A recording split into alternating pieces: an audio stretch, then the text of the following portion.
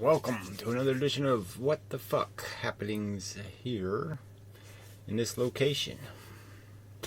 Yeah, that'll do. Will it really do? That's a good question.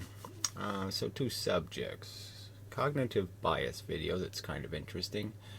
And then Pierrot just plays with words, barely gets to their real core.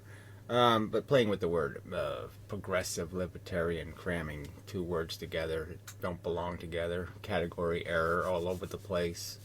But this whole idea of having rights, the right to be a slob, the right to make a mess, the right to consume more than you produce, the right to be a blight, it all just turns into mush. And so to an intelligent mind, I guess I would argue, the word liberty doesn't sound all that interesting, because it just usually means the right of the assholes to be assholes. The right of the, and intelligence always comes with kind of a burden. I mean, the more aware you are, the less fun it is. And that's sort of a fact of life. Ignorance is bliss. And knowledge is a pain in the ass. It's a burden to the individual. It's definitely good for the environment and people and other animals and all of that kind of thing, but it doesn't do the individual much good. But anyway, she's just too stupid. So it got me to thinking, though, just about even something as basic as the right to make a sloppy video. And this video will be sloppier than it should be. Or certainly than it could be, I suppose. I should spend more time, try to maximize its functionality, get the, not do it off the top of my head kind of thing, have some written notes, prepare, put more effort into it. And I have the liberty not to. And so I'm enjoying that liberty in a sense, but it's expensive. It's wasting your time. And that's a valuable thing. So intelligence makes me aware of that, and creates this burden of understanding that, I'm a slob. I got to do better. Puts the pressure on. And that is the obligation. The obligation is to maximize our efficiency. It's just the truth. And if you want to have a civilization, you got to pay for it. And you pay for it with this idea that you have the liberty to fuck it up. You have the liberty to make a mess. You have a liberty to break it. You have a liberty to, waste it. No, you either put bricks in the right place, or you're not going to lay bricks. I mean, fuck you. That's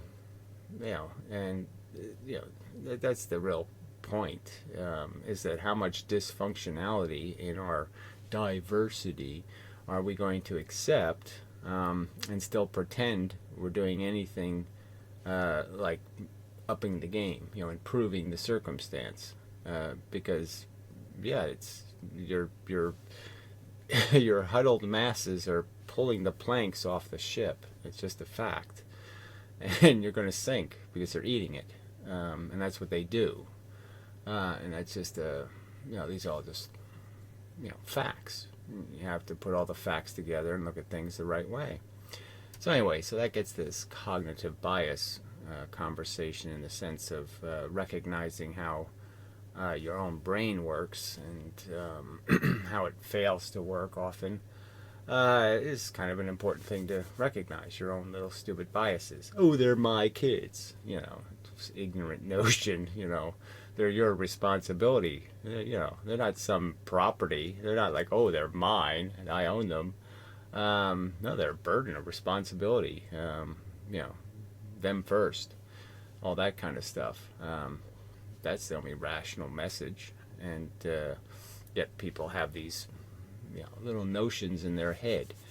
But there is a difference between a bias, one that you have to be knowledgeable of, and just stupidity. So, those are kind of different things. So anyway, let's play a little bit of this. It's a very interesting woman, German, Sabine Hassenfelder. found it doing the science stuff. She's a little bit of a dissident, which is nice, and I'm I'm attempting to get an interview if possible, but we'll see. But it's just a good beginning. So let's play the beginning, and it's good fodder, fuel for recognizing where these biases might exist. Today I want to talk about a topic that is much, much more important than anything I have previously talked about. And that's how cognitive biases prevent science from working properly. So this idea of preventing science, that yes, it's a real obstacle to intelligence and in general, and you can certainly see it in the construction of a theory or a philosophy.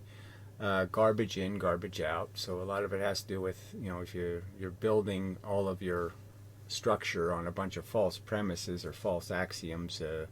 And in science, I would say those are bent space, non-answer to a question, virtual photons, dark matter, lots of silly notions they just have accepted way too easily and without enough evidence, and accepted as hard facts, and then there can't be any swaying from that foundation, and everybody must have the conversation based on these premises that are just moronic. And I guess you could compare that in the regular world to the fact that religion exists. I mean, it's just so stupid. It's such a false premise to live by. It doesn't have anything to do with reality. It's just the dopiest of silliest of fantasies, and just has no credibility. I mean, zero. It's a horrible theory of truth. It's just terrible. It's as bad as using Santa Claus as a foundational fact and thinking that we have to send money to Santa Claus or something, and wasting resources on just bullshit. Feeding the Easter Bunny or something. It just doesn't make any sense. And it's just glaring right in front of us. Now, is that a cognitive bias, or is that just assholes being assholes? And so that's sort of the interesting part is where does this logical breakdown take place? I mean, how can people be this stupid? And not only the stupidity of wanting it to be true, because the stories suck as stories. I mean, the Muslims are basically child molesters. The Christians are rapists. It's just so bad, and it doesn't make any sense at all. As a you can't build anything on that bad foundation. And so I guess that's sort of the subject of this cognitive bias, is that it's putting garbage in the program, and the program's just not going to work with this bad bit of code in it. It can't go anywhere. Anything complicated you try to do is going to be ruined by the blue screen of death that religion is going to put on the screen eventually. It's going to nullify any capacity to get the right answer, because you don't realize that 2 plus 2 doesn't equal 3. I mean, if you believe 2 plus 2 equals 3, you can't do any good math. It's going to find its way in and ruin it somewhere. Eventually, you're going to have to do 2 plus 2, and you're going to have the wrong answer in the equation, and it's just going to be ruined. All right. So you just can't do any decent thinking with garbage as a foundation. So that's sort of the real subject that underlies this subject, and recognizing, are there aspects of our stupidity that are built in? That is sort of the interesting question. Well, it's not the important point. It's just part of understanding and recognizing that some of your biases are deeper than you might think, are more fundamental than you might think. But I would still argue that yes, once you know they exist, they're really easy to avoid. Cognitive biases have received some attention in recent years thanks to books like Thinking Fast and Slow, You Are Not So Smart, or Blind Spot. Unfortunately, the this knowledge has not been put into action in scientific research. Putting it into action is the impossible part, essentially, because if the bias isn't recognized as being actionable, that is, the people who have the biases are not likely to be reading the books. The people who are already recognizing, this isn't quite right, and might be looking for an answer to why their programs don't seem to be coming up with the right answer, and are kind of searching for a truth, are the ones going to realize this. But the idiots, with the bias, are the ones who aren't reading the books and aren't going to be recognizing that they've committed these atrocities, these crimes against the truth. The religious people are going to be the last people to admit they're assholes, they're idiots, they're morons.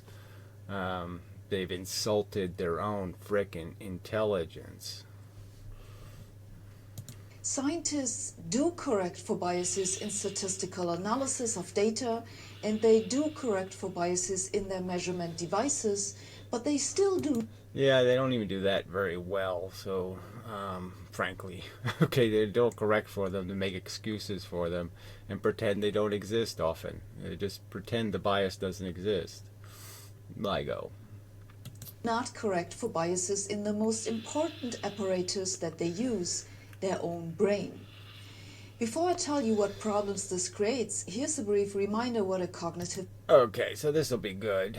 But see, she's really pointing out something that's not really a cognitive bias. But the point is that it's an example of how your brain says one thing, and it's just not the right thing to be saying.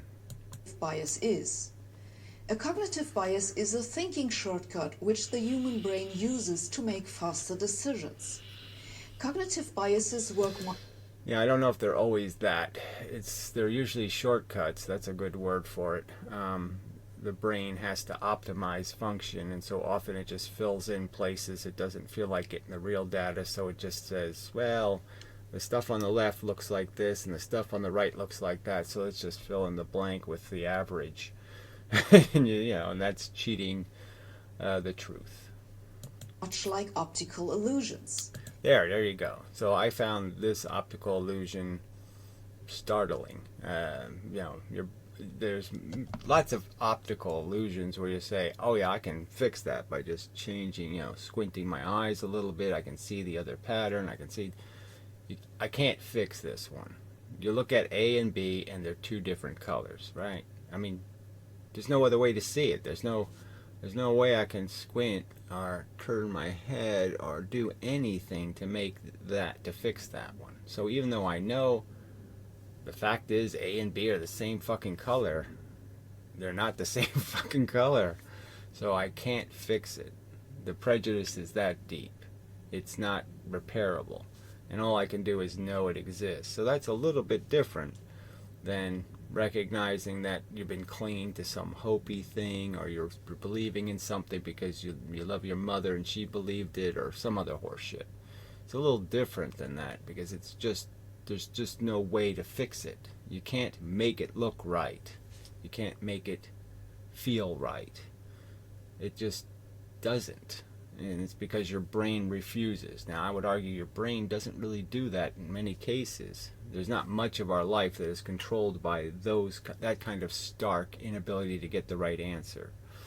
I mean, my senses are just telling me the wrong answer. And they won't tell me the right one. No matter how much I know I'm biasing, I can't see it the right way. So there isn't that much in us that's that broken. Now, I would use the example that well, here, let me just finish this, or you can see. Take this example of an optical illusion. If your brain works normally, then the square labeled A looks much darker than the square labeled B. But if you compare the actual... Yeah, but the truth is, hey, when you connect them, you get it. Oh yeah, now they look the same. Shit. How could I get it so wrong? And so so it's a trick. The brain took a shortcut because of the fake shadows. They got the shadows backwards, right? I mean, the light's coming this way, it's casting a shadow that shouldn't be there. Your brain is making a huge assumption, and it's the wrong assumption. All right, now I would argue that in our lives there's not that much of our intelligence that is controlled by any innate bias. I don't think there's any bias to believe in a God. I don't think there's any bias to not believe in God. But these defining a truth, getting the obvious right, that there's a difference between, black and white or something, or on and off, or up and down.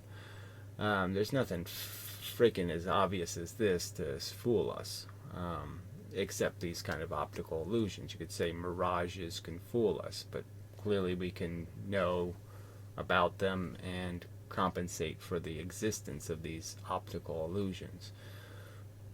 But there's nothing, innate in our sensing organs that say something has to be perceived a certain way. Now, the argument I would make is that in terms of taste, like food and sex, those biases are strong, those prejudices, those conditioned conditions. The fact that you find something cute versus ugly, attractive versus unattractive, hot versus cold in the desirability sense. Those biases are deep, hard to get yourself out of. I mean, it's hard to take that ugly person and start, sexing them up. That just doesn't really happen. And it's hard to not, see the prettiness or attractiveness or cuteness or hotness in something else. It doesn't really kind of matter. You take a pretty woman and you can put her in pretty silly clothes and she's still pretty fuckable. So it's just hard to get around this bias that's built in. And I think a lot of this bias has a lot to do with a lot of all this cultural, the heat in the cultural diversity war, is that a lot of our prejudices are that simple. We just don't like the look of people. We just don't like dark skin, or we don't like big eyes, or we don't like too tall, or we don't like too short. It's some physical thing that makes them, other people, less appealing innately to our senses. So A and B could be replaced with pain and pleasure, or tasty and repulsive, and we just can't. We see A as being a certain way, and we see B as being a certain way, and we just don't have the capacity to see it any other way. We just can't change those conditioned preferences, and they are real in the sense that they show up all the time, and you're compelled to, I can understand that a little kitten isn't any more in need of care and love than a baby rat. But what good does that knowledge do me? Because it's going to be so hard for me to see it that way. I'm not going to feel it, or it's just not going to happen. The one thing is repugnant and the other thing isn't, and it's exactly the opposite. Is compelling and provokes all kinds of sympathetic emotion, and because the other thing doesn't have its eyes arranged the right way and its little face smashed the right way, and it isn't cute enough, I can't help but not to see it as more like a paramecium or a bug or some kind of thing, for which I can put in a category that it's okay to be dismissive of. It's okay not to worry about. And, this leads to our civilization, using its progressive libertarian liberty, to sew ears on its butt or do some other horrible experimentation because, their liberty is important. not their responsibility to recognize the reason why they're doing it is because it's not cute. And then the only reason why they've created certain social institutions is because it's not going to happen to my kids. It's they're not vulnerable, so it's okay if somebody else's is. That kind of horse shit. I can inherit it, you didn't. Ha ha ha. Stupid, idiotic nonsense as excuses.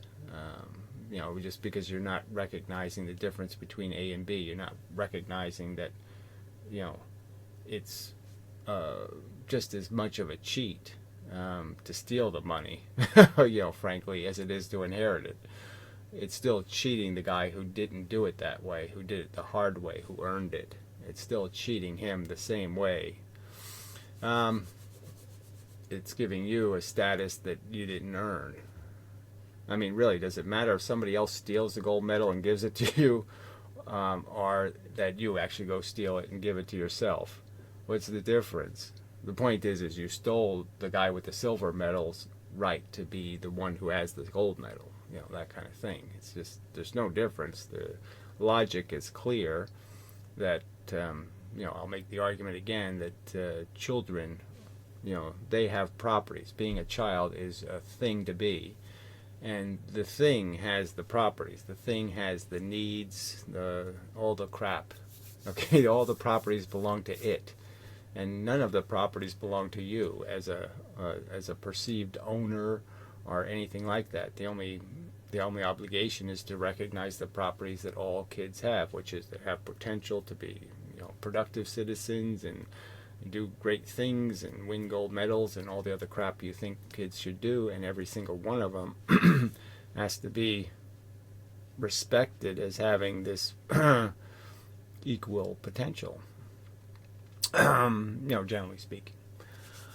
And the liabilities of the games we play. If we play some game and we win, what's our obligation to the people playing the same exact game but losing? So it's just this whole gambling thing, another inability to see the A and B right. What are you doing? You're both in participating in the same activity, and then you're basically celebrating the fact that I stole the other guy's money. There's nothing else you're really doing at a casino except stealing the loser's money and giving a percentage to the house and saying you did a good day's work. I stole some money from a sucker, an asshole. Well, the sucker, the asshole, is just as stupid as you are.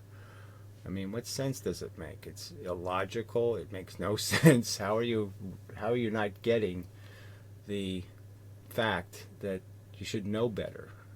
Maybe you can't feel better, right? Because it's fun to win and all that kind of crap, and you're enjoying that experience. But you got to be able to understand that your enjoyment is made out of people's ruin because they weren't lucky.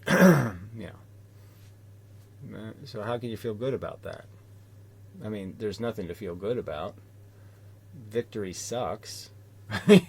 Victory just means I made somebody else a loser. What's that? Something to celebrate? No. It's something to lament and mourn. So it wasn't bad considering I didn't script it. I mean, I got to the essential point. So the point is there are things in our perception where we're clearly not seeing it. Some of them you can fix by just being willing to change your perspective a little. Read Darwin's book.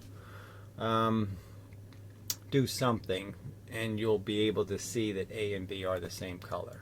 You'll be able to make that little mental bridge between the two and recognize, oh, I get it now. I was fooled by bullshit. And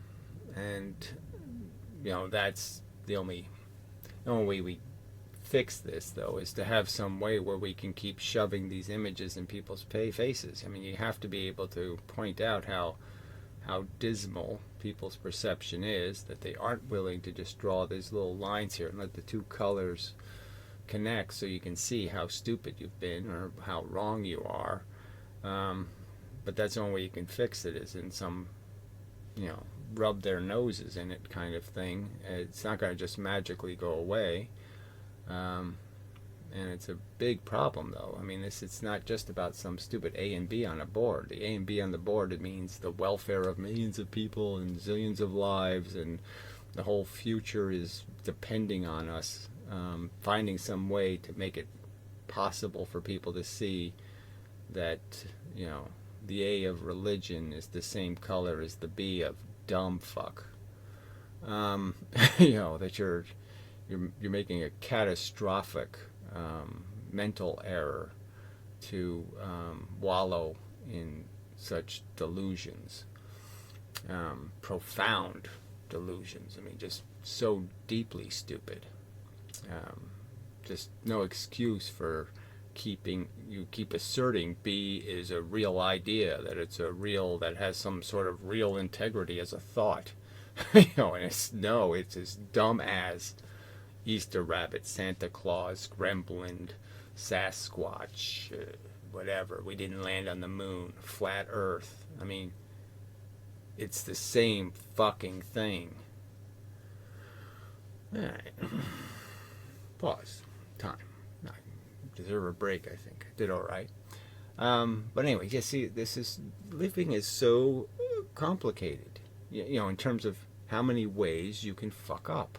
How many ways you can make a mess without intending to, but just because you weren't quite diligent enough. Again, I waste 5 minutes of your time. Those could be critical 5 minutes. Those could be the 5 minutes when you are actually going to be able to see, oh yeah, A and B are connected. And I wasted your time trying to say it, but I didn't say it well enough. I didn't say it the right way for you to understand. And instead of watching some other video, which, you would have got it, I'm wasting your time, blah, blah, blah, blah, blah, blah, talking shit that you're not getting. I mean, the responsibilities are insane in terms of trying to optimize, trying to make sure you don't fuck up, you don't make a mess. I mean, how is being enlightened at all some kind of progressive liberty thing? No, it's just piling on responsibility. There's no fun in this bullshit, and these people try to say, oh yeah, we can all live fun and make civilization at the same time. We can have fun and make civilization. No, it's not going to work that way. You want to make a great civilization, everybody's going to have to do some work. It's going to be unpleasant, a lot of it. It's just the obligation. That's what makes something good, is people have to think longer, they have to work at it, they have to measure twice, cut once, maybe measure 3 times, cut once. They have to be careful, and yet they have to be efficient. They can't just spend 15 years, figuring out how to properly wash the pot. I can't sit here and just think about, well, how should I make a video? I mean, how many days should I spend just wondering, should I say that word, or shall I do that, or shall I can't waste too much time, so I have to optimize this to some extent. There's a lot of pressure here. This is a high performance game we're playing. This isn't just something easy. This is like, anything. Doing it the best requires you to take all the waste out. If I want to be the fastest runner who jumps over stupid little hurdles or something, I have to create incredibly efficient muscle memory. I have to make sure not a single step is wasting any frickin' energy. I mean, every step has to be done the right way. Every leap has to be done the right way. Everything has to be maximized to get the most out of whatever I have physically. And that's, and then I have to also have the advantage that, my torso happens to be 1.5 inches longer than the other guys in the race, and so it gives me a slight advantage, or vice versa. My legs are a little bit longer than the rest of my head's a little smaller, some other kind of bullshit, And that's what the irony is that's what we are as a civilization applauding is kind of bullshit like that, right? I mean, we expect, we say it's a fair fight. It's never a fair fight. One guy always has a longer arm, and that's going to matter, One guy's fatter, one guy's, there's always assets and liabilities that really don't have much to do with I chose to be an inch too short, so it's never a fair fight, and the best we can do is make it as fair as possible. That's why in suggesting a new political party. I chose fairnessfirst.com. And someday I'll see if I can get somebody to give a shit. But I mean, that's really all we can do. There's no liberty is nonsense. All you want is a fair way to maximize our performance, a fair contest where we can engage. And that would work for, say, even capitalism. You want a fair competition. Fair competition isn't Hurstian economics, where somebody inherits $100 million and decides to open a flower shop next to yours, and he decides, I can lose money for 400 or 500 years. I can lose 50 grand a year for 100 years. Who cares? Go ahead and compete against me. Go ahead and try. I mean, it's a bullshit game. But the capitalists can't admit it because they're all sitting on their inheritance. They're also their cognitive bias makes it impossible for them to recognize how big a cheater they are, how much they are fucking the rest of the human race with their advantage, and how they're pretending they're accomplished when clearly if they gave other people the same advantages and assets, they would have done much better. They would have broken the record even more substantially. Give the guy who won the silver medal that half-inch extra height, and he would have won 6 gold medals. That kind of thing. Anyway, yeah. So pause time. At least I have the liberty to do it. But there's certain responsibility, right? My brain's getting a little tired. I have a responsibility to pause for a moment. Okay, collect my thoughts, and then attempt to throw them back at you again. Some more. Yeah, I'm back. Didn't gain much from the vacation, but anyway.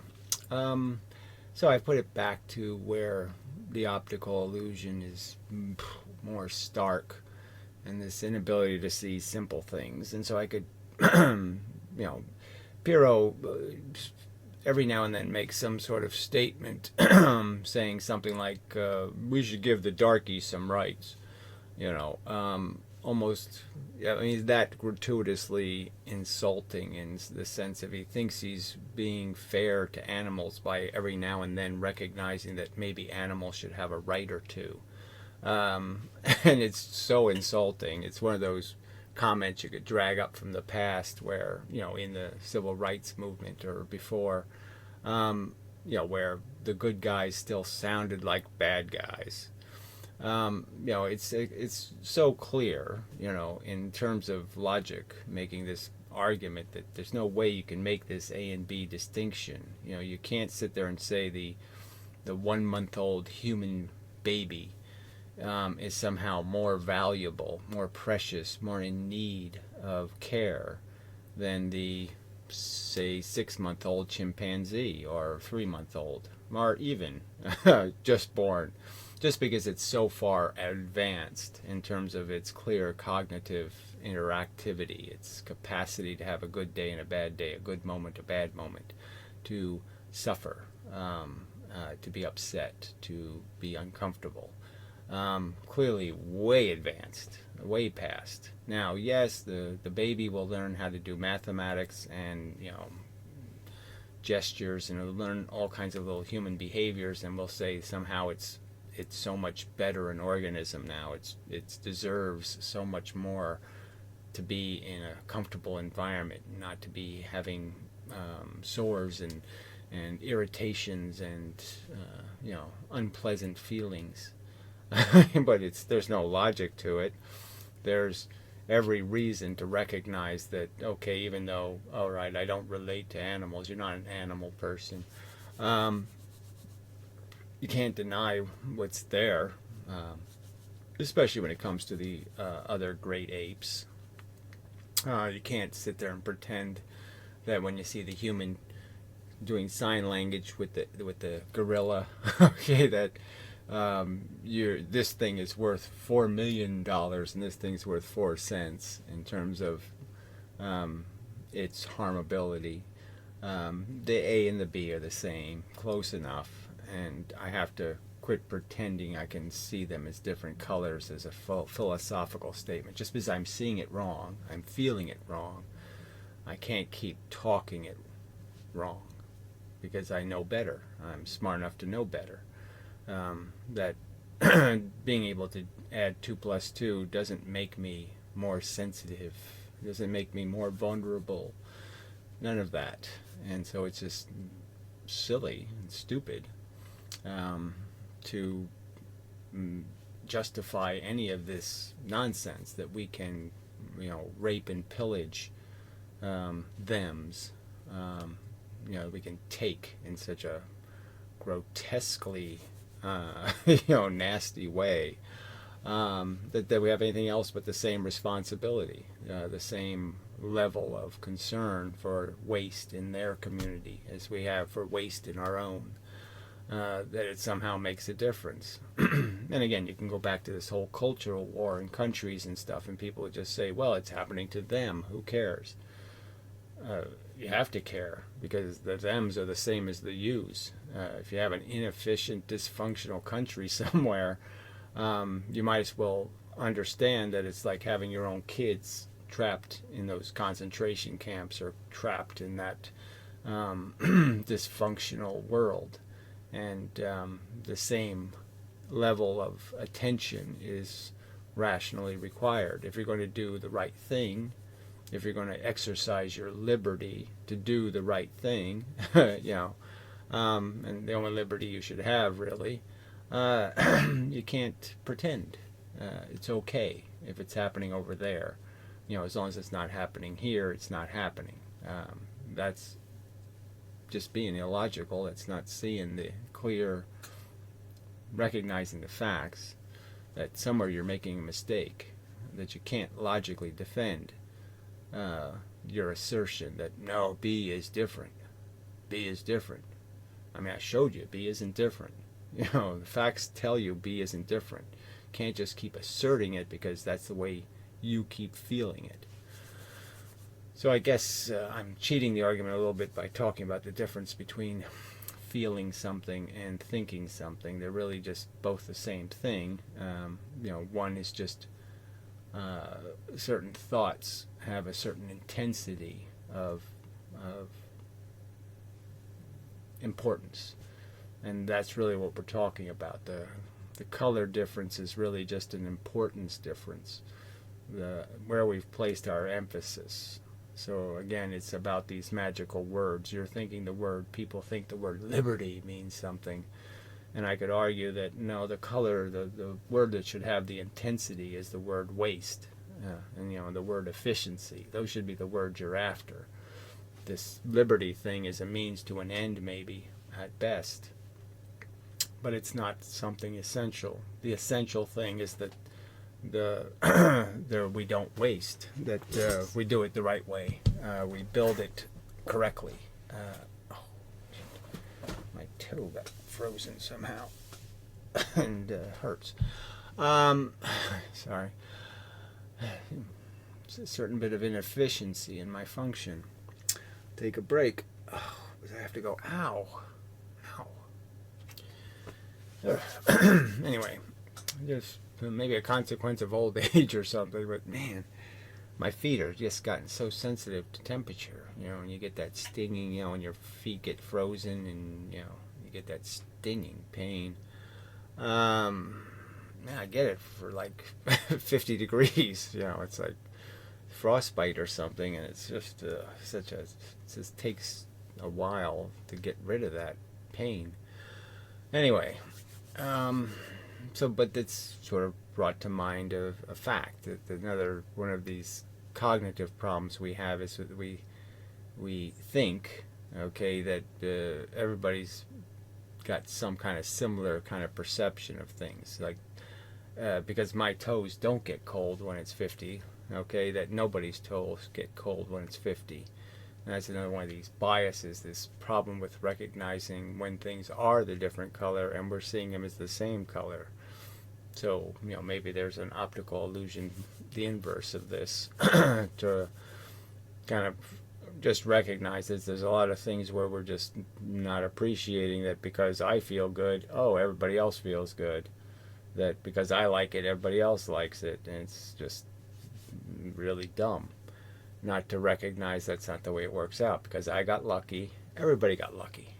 And, the casino argument kind of and we just know statistically, the statistics are there glaring at people. And they're just pretending I feel lucky. Well, feeling lucky isn't using intelligence, so it doesn't mean anything. They should be able to know that it doesn't mean anything, that A isn't any better than idiot. Your feeling doesn't change the real colors. It's erroneous nonsense a lot of the time. Just doesn't have anything to do with the truth. Just has to do with your personal disposition. So that gets into this whole, people use words like subjective and objective, and they're legitimate words, but probably just need more precision. The word objective seems pretty good to me. Just recognizing that yes, you're cleansed, you've gotten the biases out, and the perspective is one where you're watching something rather than participating in something. You're a non-participant, and viewing it as completely as possible, this perfect perspective.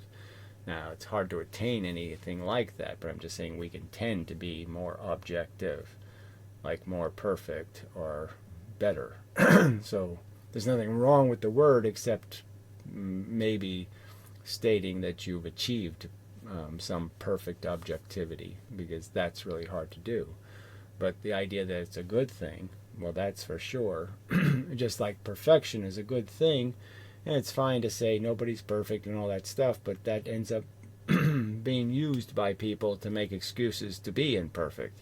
Becomes some license to fail to even try. And it becomes license to excuse all kinds of sloppy littering. So just an overt denial of the obligations that exist, because nobody's perfect. I don't have to even be close to perfect. That kind of crap, in terms of a perversion of the words, the meaning of the word. Now, subjective is good because it's sort of saying, okay, it's about you being the subject, and this inability to not spread your you-ness on everything you're looking at. You're narrow, and recognizing that you do see B's and A's different than other people do, and that you just have to be conscious and aware of that if you wish to become more objective, which is the good thing. And the subjective things are always essentially negative. There are always these optical illusions. There's no greedy impulse. There's no, say, personal impulse that has really anything to do with being productive. The obligation to recognize the system we're part of. Like liver cells don't have a choice in your body. I mean, they can't just say one day, I don't want to be a liver cell anymore. I want to go be a heart cell, or I want to go be a pancreas cell. I want to do something else. I don't like this job. They don't have any liberty, right? Because their liberty breaks the system. So they have to be confined. And the system that we're part of doesn't have any such mechanism. It just doesn't have any way to confine us, to the functions that are necessary, and to obligate us to perform those functions. And so we set up some institutions to create some kind of deterrence, some kind of reward and punishment.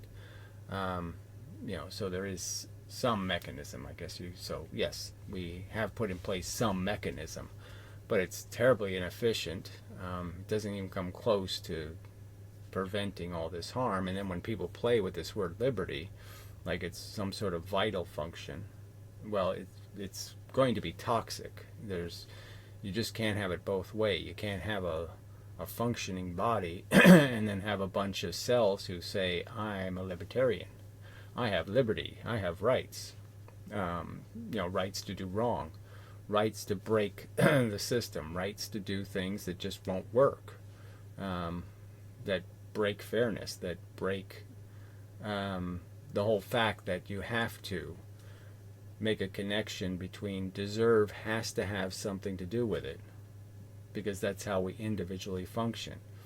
So in a sense you could argue that the liver makes the liver cells compatible with other liver cells. And it creates lots of personal incentives for the liver cell to stay a liver cell. It doesn't give it a whole bunch of reason to want to be something else, that kind of thing. And that's how you want to mold your society, is to create every kind of incentive for you to be generous in your activities, to be responsible and careful, and that you'll be rewarded for all of that. And the people who are reckless and irresponsible will have their personal life diminished based on their behavior. You want to create as much of that as possible. The way most of these philosophies that people have fail is they always protect the special interest, their interest in being consuming more than you produce, or being lazy, or being some other vice that they are personally infected by, and they now think they have an obligation or right to defend it by spreading it or something. So it's only one thing to be a cigarette smoker. It's one thing to be a cigarette seller, or pusher, that kind of thing. It's one thing to advocate, and it's another thing to recognize your failure. It's like the people who are excessively large, and they pretend that they have rights as large people, and that the largeness is the right way to go, and that they should just admit that no, there's an overt inefficiency in this. I'm making the system not function by requiring you to make seats that can expand to fit me, that somehow can create extra space, do some kind of Einsteinian warp of space time to make it fit me. It's overtly you're failing, and it's like, instead of being humble and recognizing I'm sorry and just saying, well, if you don't mind, can I use 2 of the seats and blah blah blah, instead of being recognizing that they have failed, they assume we have failed, because we're not saying, no, eat some more candy, have a good time, don't let us burden you at all with any obligation to be functional. Just, yes, make us do more work to please you. Let's waste more money, making whatever. I mean, they did it here, all these wheelchair-friendly curbs. I've never seen a wheelchair on the sidewalk, ever. And you can't really even push one on the sidewalk, because the sidewalks are so uneven, because they plant these stupid trees that, bend all the sidewalks. So what the hell you need them for? It doesn't make any sense. $10,000 each, maybe, some kind of real money. And how many people will use it in the next 10 years? 4? So, $2,000 per wheelchair experience. I mean, it doesn't make any sense at all. It's just so stupid. And we want the liberty to be stupid, or we want to create some sort of dopey blanket law that just pisses the money away. We have to give retarded people the right to go to college, or some other kind of stupid. It only costs $797 million for their college education, because they have to have 17 tutors and somebody to wipe their drool off while they're in class and do all. I mean, what the fuck? It's so stupid. Like, the resources aren't always real. Like, your time isn't valuable. Again, I mean, I feel the burden. I felt it a lot in my years on the internet, recognizing that, sort of some people are depending on me to do this well. you know, and it's I don't want to do the work sometimes, and I'm failing. Okay, I mean, I'm succeeding more than the other failures, but I'm still failing, and I know that, and I'm not, sitting here saying do it my way. Do it better. So anyway, yeah, just saying that intelligence is a burden. The more you know, the more you wish you could live a right life and be stupid, because it's just all bad news. The more you know about all these A and B tricks, the more you know just how difficult it is to know what the right thing is, to the best efficiency, because you really can't tell when you're running the race. You can't. Is it better if he wins? I mean, it's a real question, right? You're running a race with 6 other people, and you can think about it and say, well, what's it going to do for my life if I win? Okay, I get some money and some fame and some chicks, but I can already get some of that, so I don't know. Do I really need to win? Is it going to change my life in any dramatic way? Blah, blah, blah, blah, blah. Will my relationships with other people improve, or will they get worse just because, now I'm going to seem like the pretentious winner, and they're going to be losers, and they're going to feel bad, and so maybe it'd be better if I don't. And I'm just saying, you can just think of it and just start to try to figure out what's the best solution. There's a right answer. I mean, just factually, if you could run the future and run the different variations of the future, the one where you just say, I think I'll slow down, and some other guy wins, and the world changes, because he gets the money, he gives some to his brother-in-law, and his brother-in-law cures cancer or something. I mean, it's just a fact that there's going to be better outcomes, and we can't know them. And it'd be nice to know when I should try hard and when I can be lazy, because it ain't going to matter. I'm not going to win anyway, that kind of thing. Be nice to know where the best thing to do is, and we can't know that. And all we can do is maybe make computer models and try to figure out probabilities. What's likely to be the outcomes, and that's all you can grasp onto and say, what's the likely outcome. And sometimes all you can do, though, is, because you got so many things to think about, so many, it's so complicated in terms of all the interactions, and whether, should I wave to the fan over there? Maybe I made his day, I should take a little time out from my running to say hi. The truth is, it might be the right answer, but it's hard to know as you're running. So, and that's all most people are doing, right? They're running as fast as they can. They're trying to do all this stuff, and they can't think about all these different equations that are involved, all this different Pythagorean theory of angle, side angle, which way's the most efficient? What's the straightest line from here, from point A to my death? How do I get there and make as little mess as possible and fix as much stuff as possible? How do I really maximize my existence? And it's not easy to do. But the obvious things are obvious. The things not to do are really obvious. Don't make wheelchair-friendly curbs where you don't need any. That kind of stuff. I mean, don't build bridges to nowhere. Crossing streams no one crosses. Don't do the overtly stupid.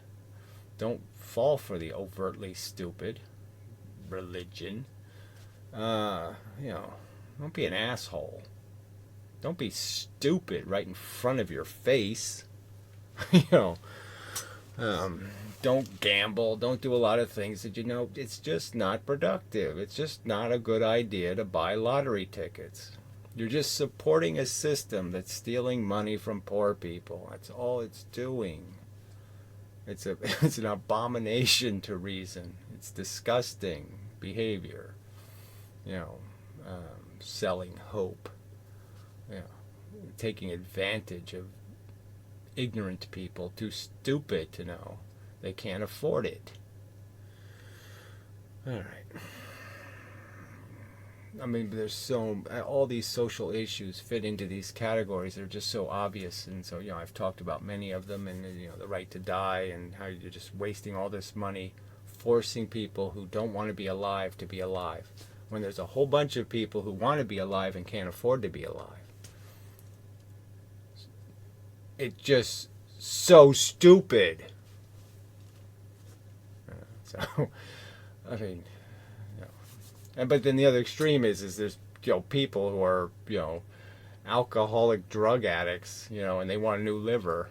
Spend a couple $100,000 to keep me alive so I can do some more drugs and fuck up some more and be useless.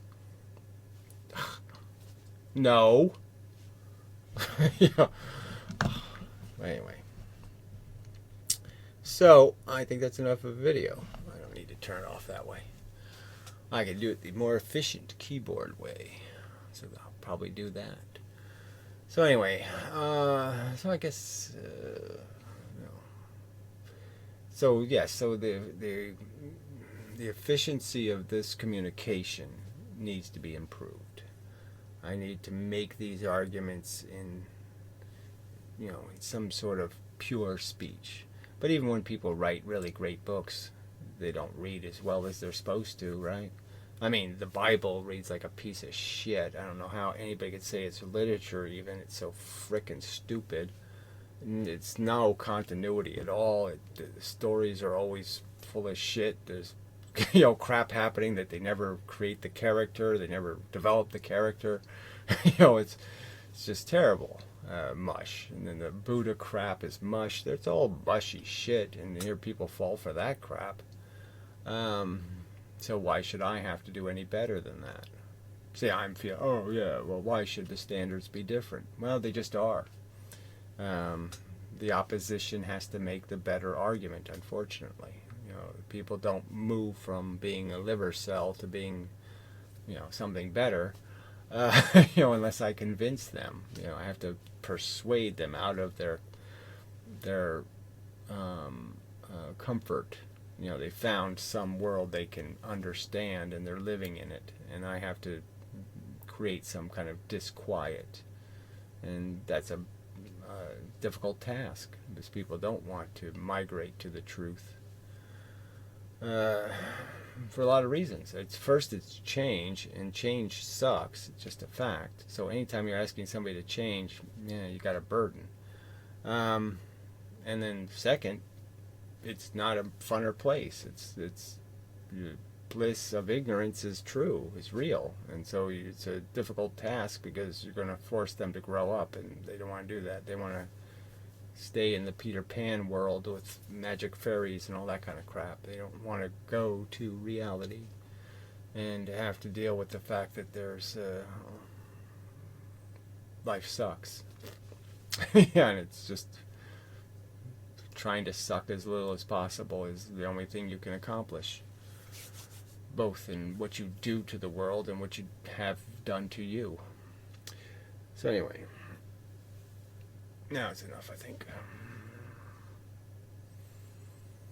I have lots of whatever they're called, epilogues. I'm episodic. Yeah, wow. Maybe that could be like ADD or something. Episodic. It's really just transitions. Transitions are change, right? So I'm just demonstrating. I'm not a big fan of changing. Yuck. So anyway, till the next time, and such, so forth, and the whatnot.